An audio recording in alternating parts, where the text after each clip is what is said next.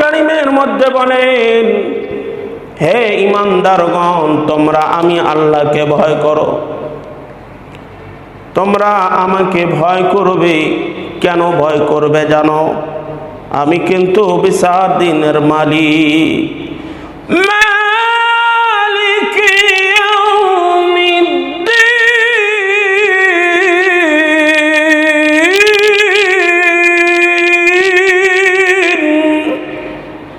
আমি হলাম বিচার দিবসের মালিক। সেই দিন কিন্তু আমি তোমাদের বিচার করব। সেই দিন তোমাদেরকে আমি তোমাদের কাছ থেকে হিসাব নিব। আমি হিসাব যেদিন নেব, পুঙ্খানু হিসাব নিব।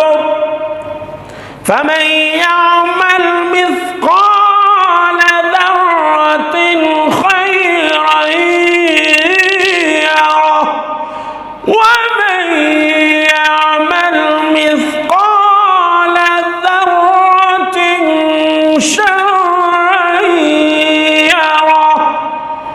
আমি আল্লাহ তাআলা এমন হিসাব দিব, সামান্যটুকু নেক আমল করেছো, আমি আল্লাহ তাআলা সেই সামান্যটুকু যাররা পরিমাণ নেকির হিসাব আমি আল্লাহ নিব। আর যদি তুমি সামান্যটুকু গুনার কাজ করো, ওই সামান্যটুকু গুনার কাজের হিসাব আমি আল্লাহ নিব।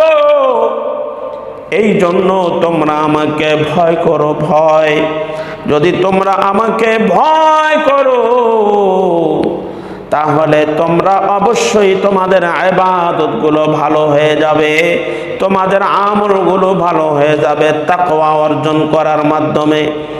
তাকওয়া তার মানে হলো আল্লাহর ভয়। আল্লাহর ভয় ছাড়া যদি নেক আমল হয় তাহলে ওই আমল আল্লাহর দরবারে কবুল হবে না। আল্লাহর দরবারে কবুল হয়ে যাবে ওই আমল, যে আমল তাকওয়ার সহিত করা হয়েছে। তাকওয়ার সহিত করেন নাই তো আপনার আমল আল্লাহর দরবারে কবুল হবে না। তাকওয়ার সহিত আমল করেছেন তো আল্লাহ পাকের দরবারে আমল কবুল হয়ে যাবে। এজন্য